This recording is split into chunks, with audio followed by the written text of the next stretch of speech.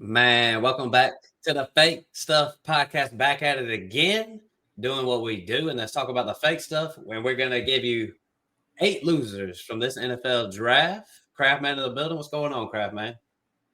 Oh man, these are my favorite episodes when I get to be a little pessimistic about stuff. When I get to double hate on some of these players, but I don't want to be like that. I really don't want to be like that. It's just my personality, and I can't change it. So I guess it's just the way I have to be.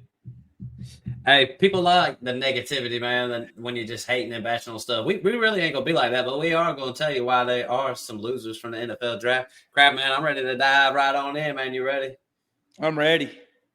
First one, obviously, Rhamondre Stevenson. I mean, he's always got a little iffiness on his name every year. So, obviously, with Travion Henderson coming in, Craftman's guy, Craftman would have taken him real high. Heck, I've seen some stuff in that Twitter world, Craftman. You know, I like to look in that Twitter world. Travion Henderson, some people are wondering if he should go as high as 102. I mean, some people are excited about Travion Henderson, and I don't blame them. I'm trying to get him in my home league. You know what I'm saying? I think the PPR, everything. I think he could workhorse a little bit, PPR. But Rhamondre, obviously, when a team brings in a running back with some draft capital, it's never good. So, loser, Rhamondre Stevenson. Yeah, I remember a time, what was it, 2 years ago, where Rhamondre was going in the first round of some redraft stuff, and he was ranked like RB5 or 6. And those times have just got to be over. I just find it weird that I hate on teams like the Panthers, but then Travion gets drafted to the Patriots, and I'm all for it. And I guess I'm probably one of them guys with Twitter on this one, where I think Travion could definitely pay off being the 102 in a rookie draft. So I saw a quote the other day where Vrabel, or I don't know if it was Vrabel or somebody from the organization, said they look at Henderson as he could be a 3-down back. So, right. I mean, that's just even worse for Rhamondre. And Rhamondre had already gotten to the doghouse with the past coaching staff with his fumbling issues. So if you see Rhamondre come out there and fumble in week 1 or week 2, it's going to be even more pain for Rhamondre owners. So if you sold him before the draft, congratulations, because you probably got a deal done. But I think Henderson, he's going to be running the backfield for a little while. You know, one of my favorite things about draft season, about playing in my home league, is your player surviving the draft. You know what I'm saying? Like, that's like the big thing that you're watching out for. And you know, everybody in the league that's most important to you, like in your dynasty leagues, you know what players are on each team. You're like, oh man, he didn't survive. So I just love it, man. That's really what I like about the NFL draft. So Rhamondre, obviously, he did not survive the draft. I think maybe you could see him at the beginning of the year. You know, they start the guy who's been there for a little while. Maybe.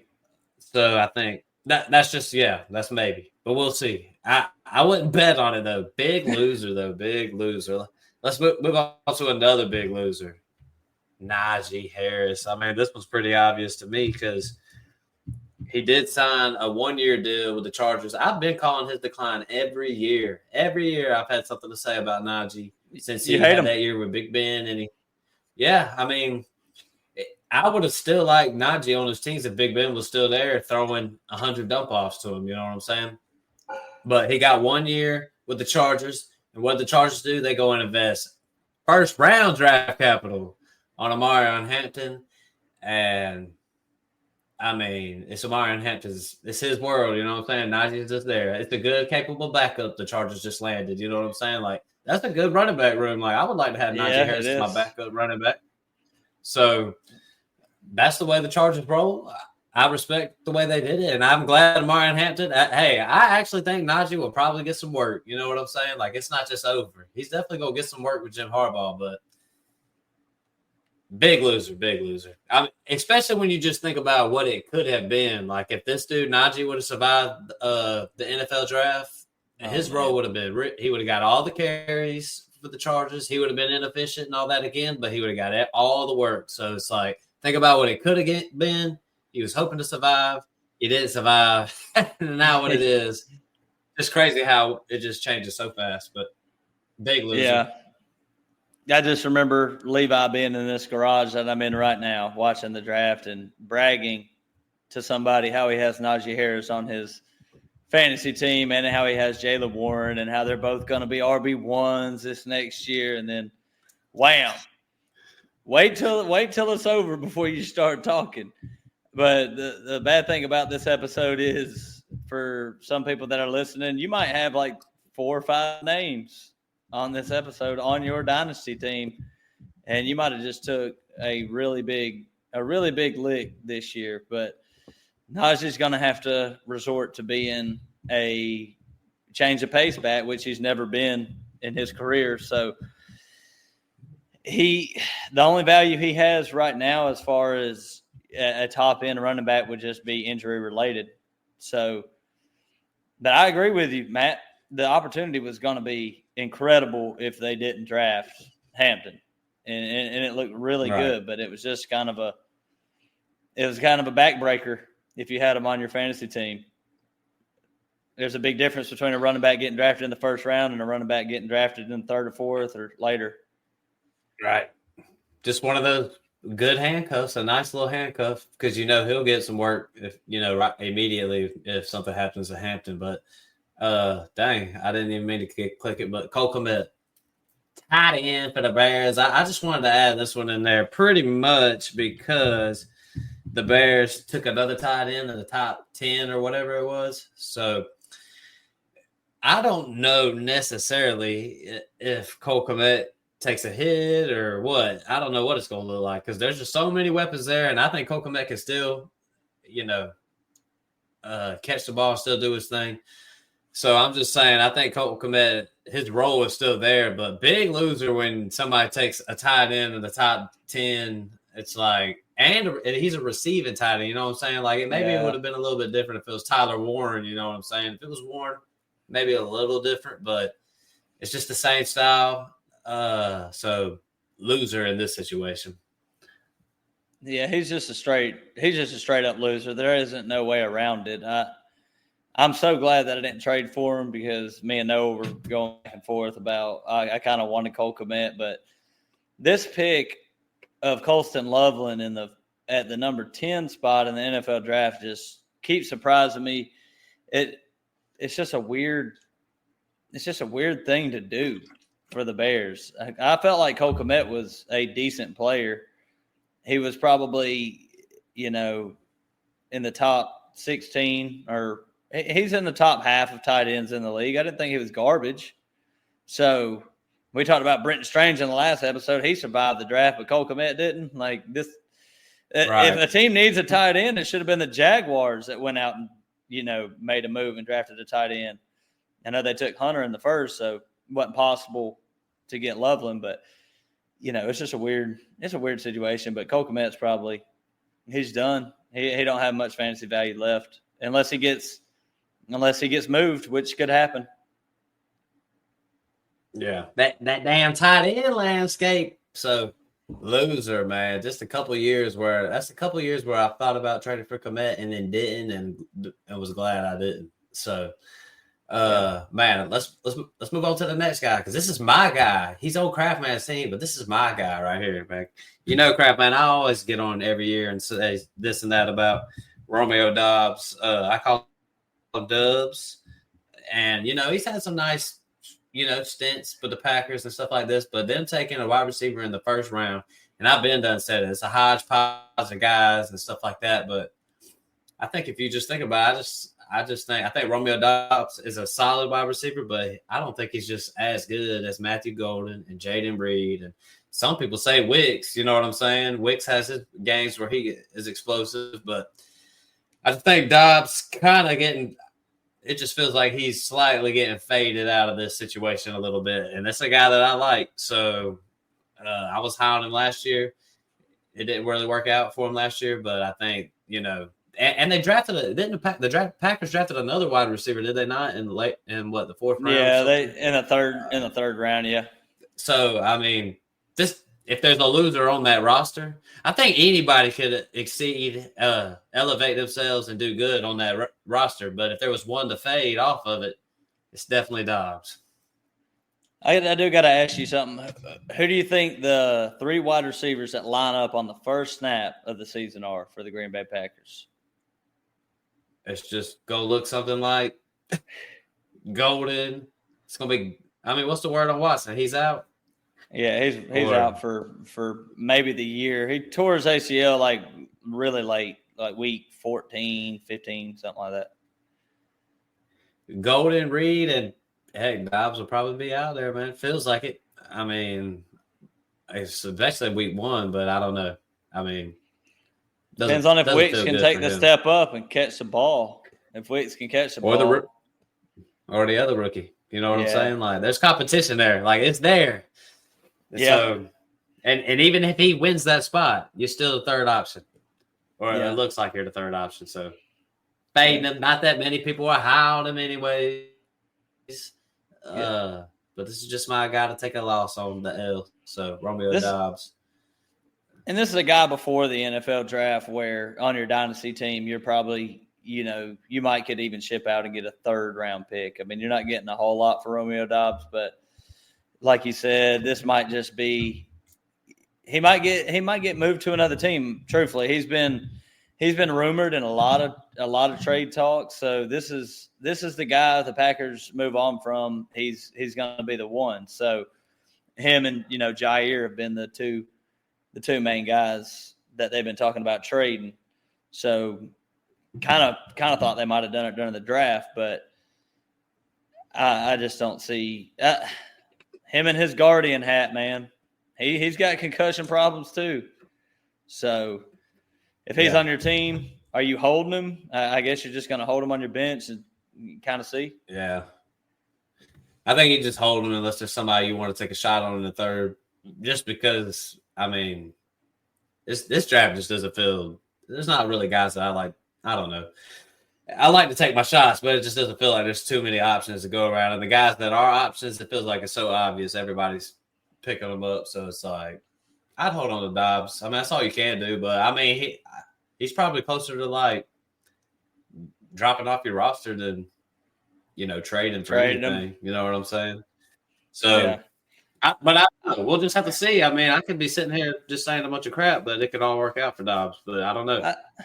I don't know if you should drop him because I think there's a real chance that he's not on this team next year for sure. He already got in trouble last year for conduct, detrimental to the team, got suspended for a game. So nobody knows what that was about. But yeah, he'll end up on another team next year for sure. I kind of foresee that happening. All right, one big loser for my me. God. My God. Craftman's guy. I don't even know if you even agree with this crap, man. Do you agree he's a loser? To me, he is Emeka Egbuka coming in, and I've already stated how I feel about the whole situation. I think the whole landing spot is good, and I think it's just he's going to be the wide receiver too. He's going to take over that whole job. So I think Chris Godwin, he did sign. He is hurt, and he did re-sign. I just still think, as far as the NFL draft goes, I just think he's losing because now he's got to get up there and compete with even a younger guy who was pretty good, along with McMillan, who was pretty good last season too. So big loser for me for the Buccaneers to invest in a wide receiver, which I was surprised with. I didn't really think they'd go to wide receiver because of what the moves they made in the offseason. So loser to me is Chris Godwin. I think Chris Godwin's going to have a decent year this upcoming year. It might not. It's definitely not going to be what it was at the beginning of last year before he got hurt. I mean, he was a top 10 wide receiver before he went out. And they got a new offensive coordinator, Egbuka, coming in, he's obviously the Chris Godwin replacement. He's not the Mike Evans type receiver. So they're already looking ahead to the future and trying to get ahead of it right now. And Egbuka's a good player who can, do the same things Godwin did. What are you laughing? What you got going on over there? Just laughing, man. Just laughing. Just seeing stuff. What, did you lose some money? You had to have lost some money. That was a sarcastic laugh. Nah, I'm losing money. I just look at our little list over here to my right. I just started laughing, man. But all right, then. So we agreed, man. Chris Godwin, obviously future related, but the Kraft man, he just still thinks another year of football relevancy. Let's slide over to another big loser from the draft. Dak Prscott, another loser in the draft, and this one is simple to me. And I'm not a big Jerry. I haven't been a big Jerry Jones hater the past few years. I know he gets hated on all the time, and he's done some dumb shit over the years too. You know what I'm saying? That I wouldn't. They had a good draft, but I don't really. Yeah, I was about to say their draft was solid, but the reason why Dak Prscott is a loser is because they just don't invest into. I mean, they invested in the O line with one pick, no running back help. With one pick, but no running back help. So you're probably looking at a running back game that ain't going to be good next year. You got CD, but you don't really have a number 2 guy, so no weapons really. Dak Prscott is just a clear loser. You know what I'm saying? But I'm not hating on Jerry Jones either. You know what I'm saying? Like I feel like Jerry Jones has kind of made some sound decisions the past couple years, despite all the noise around him. But yeah, what say you, Kraft man? Yeah, it was just the way the mock drafters had it kind of planned out for the Cowboys. Kind of got you excited before the draft, where it was Matthew Golden going over there, or even Ted McMillan falling there. And if that would have happened, Dak, we'd be talking about Dak like Trevor Lawrence or something as a big winner. Getting an extra receiver that can put up 1,000 yards. But I mean, while we're on Dak Prscott, might as well mention Jalen Tolbert, and that he looks like he's going to be the number 2 receiver for this team. So keep an eye on him.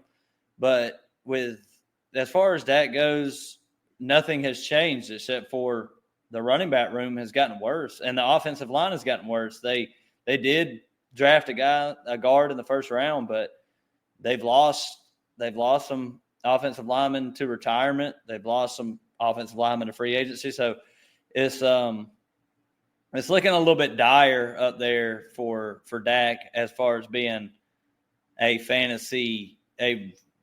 very high end fantasy quarterback. Because there were some years where Dak was finishing like in the top 6 or 7 QBs on a given year. So it's I think those years might be done. But for CD, another year of just incredible, crazy target volume. Yeah. In this situation, Kraft man, where Dak Prscott is the loser, everybody else is the winners. The wide receivers, the tight ends, the running backs, they're all winners. Dak Prscott is the loser. So, do you think CD would have benefited from? I mean, maybe not a Ted McMillan, but just say if they went out and got a Jaden Higgins or somebody in the second round, like another receiver to. Are you one of those? Nah. Are you one of those that like to have the second guy on the team to kind of take some pressure off the wide receiver one, or are you just fine with CD where he's at? I mean, I like both. You know what I'm saying? Like, I'll put it like this. I'd probably like CD better how it is, but if they would have added somebody, I definitely wouldn't have been like, fade CD. Like, they cutting into CD. No. Like, I would have been like, okay, now they got another weapon. Now they might sustain drives better and score more touchdowns. You know what I'm saying? It's a little bit – I don't really panic. Not like that. He'd have to be old. Like, CD would have to be old. How many targets does CD get next year? We're talking 200 targets? I mean – Who are they throwing the ball to? It was just like last year. What I was saying last year, I said the Cowboys could lead the league in pass attempts. All right, it didn't work out last year, injuries and stuff. A running back, I think we're thinking the same thing this year. The Cowboys could lead this thing in pass attempts, and I would expect CD and Dak Prscott both to go off again. Same thing. As long as they're healthy, they're going to be fantasy top tier whatever, assets. Yeah. Or players in your lineup.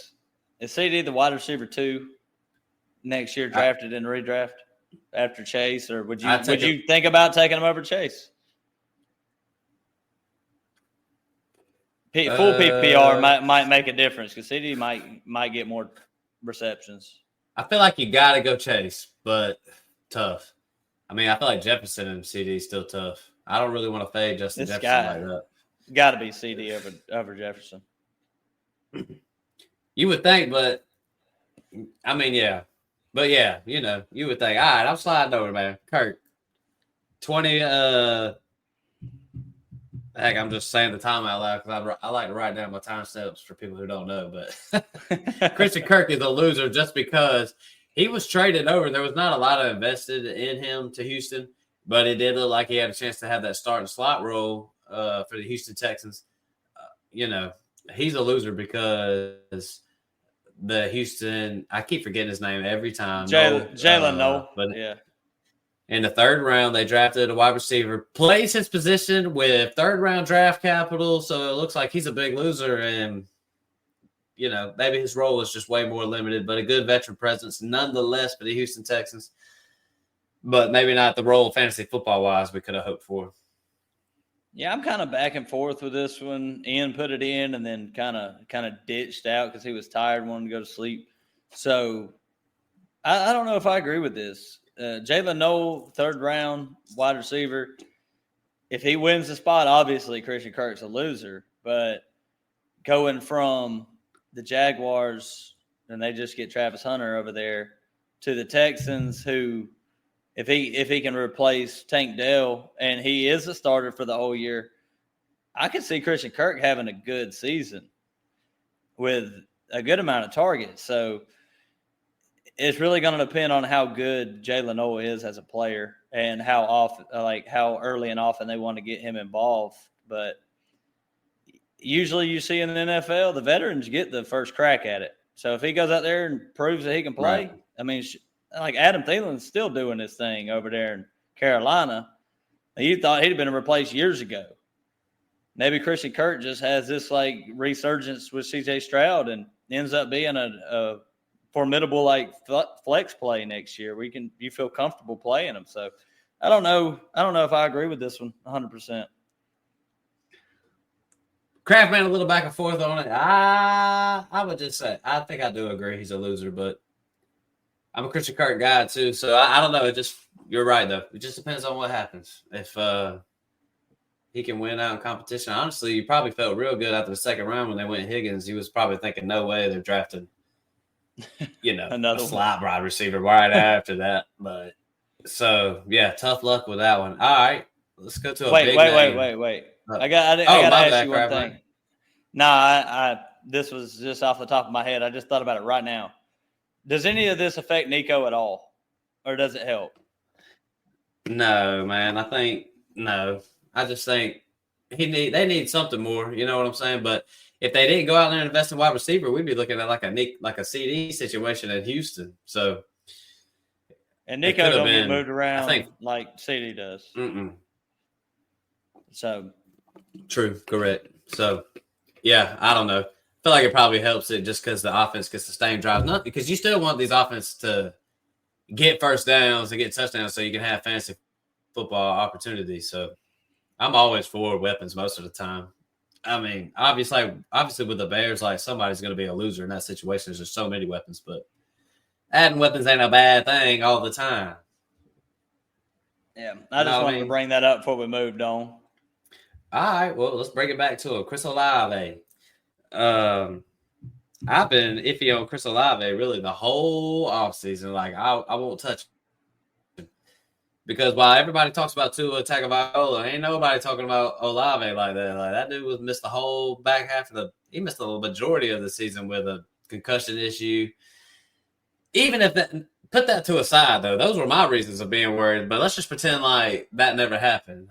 I mean, Derek Carr looks like he's going to be out. He didn't really have a good rapport with Derek Carr anyway. So basically, we got to hope that either Spencer Rattler beats out the second-round quarterback Tyler Shuck, or we got to hope Tyler Shuck's about to go out there and be productive with the Saints. And I ain't saying, shit happens, crap, man. You already know. We wouldn't be surprised, but I would just say the likelihood of it just seems super unlikely, and it doesn't feel like – I've seen some trades with Chris Olave all year, man. Some craziness.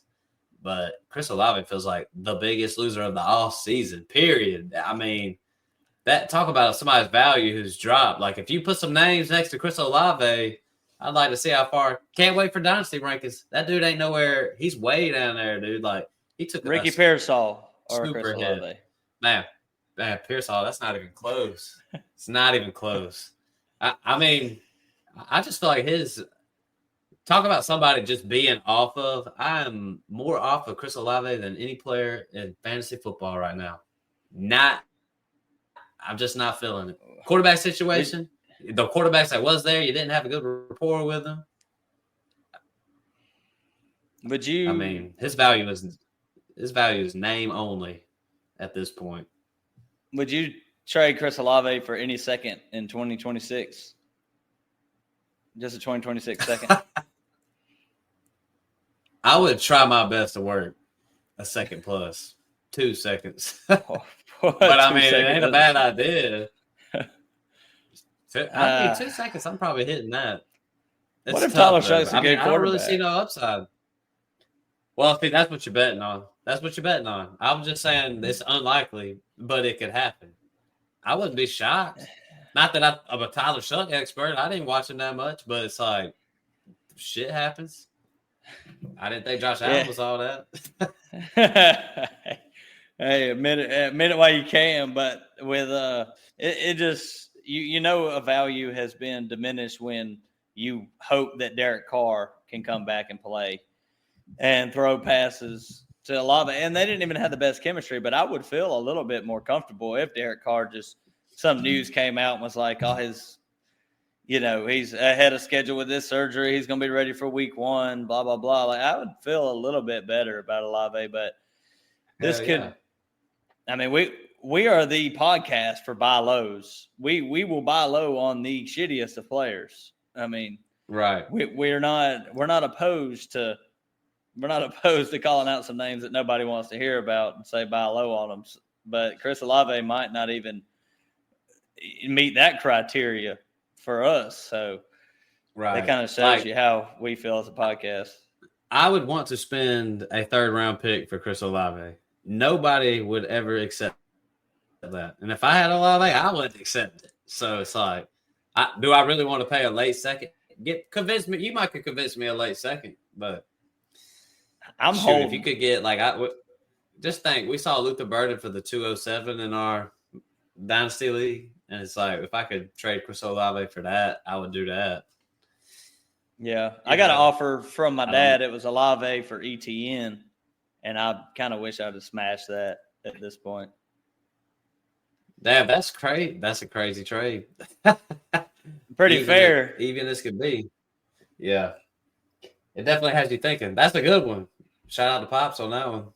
Hey, what'd you do? Just decline it? Yeah. Now, I probably should have said that. Crabman, you was asking why I was laughing earlier. And this right here was why I was laughing earlier. I just happened to kind of look over to my right, and I seen Justin Tucker made our list. Crabman, explain. I mean, I did see Justin Tucker miss some field goals last year. The Ravens drafted a kicker, I think, in the 6th round. Sure did. They drafted a kicker. Justin Tucker was on the struggle bus last year. He pulled some. This is speculation. We do not know. Him and Deshaun Watson been hanging out. Hey, listen, man. Yeah, you know how it is, man. I'll defend and you never know. I know he's gonna be getting demonized, but we'll just get controversial on YouTube now, like how we used to back in the Zoom days. Don't do it. Don't do it, Matt. Don't do it. I'm just saying, sometimes people be lying. I don't even know. So I ain't gonna judge and I ain't gonna say a word, but definitely a loser. Definitely a loser. You ain't winning, and you're not a winner today. You're not a winner today. So I had to put that name in there. Nobody even plays kickers anymore in their fantasy leagues. And if you do, I respect you for that, because we still do that shit in our redraft leagues, because kickers mean a lot. They mean a lot in the NFL game. I don't mind them for redraft. I like them for redraft. I don't like them for dynasty. Nah, get them all. Dynasty. It's stupid for dynasty. Oh, man. But yeah, Kraft, man. I mean, that was 8 losers for your ass, 9 if you count Justin Tucker, but he is Which a I do. loser. So I do too. But with that said, man, we say it every episode, man. Don't be a hoe and share the show, man. Nothing grows the show better than sharing it word of mouth. I mean, anywhere you can listen to a podcast, Apple, Spotify, iHeart, other stuff, it's out there. Stuff that I don't even know. I just know it's on there. YouTube podcast, YouTube. But thanks for listening, Craftman. Is there anything you'd like to add? Yeah, if you just started listening to us, we've been covering the rookies for a little while, but we pretty much get into everything. We do dynasty strategy, dynasty player values. We do everything dynasty. We do everything redraft, starting in about July, August, and then we into best ball. We in the best ball streets. And have you already started? No, I hadn't started best ball yet, but Me neither. Gambling too, man. Gambling. We're gonna be hitting that up in the regular season. So, we're gonna be dropping endless content. You're gonna be tired of seeing our faces by the time it's over with. Yeah, man. Gambling's like the big thing, man. I feel like everybody loves that. And I can't wait to just dive in and just make some money, because that's what it's all about here at the Fake Stuff Podcast. Because that's what we do, man. We like to win fantasy football leagues, but we like to win money. So, Craftman, that pretty much sums it up. But shit, I mean, we out. Peace.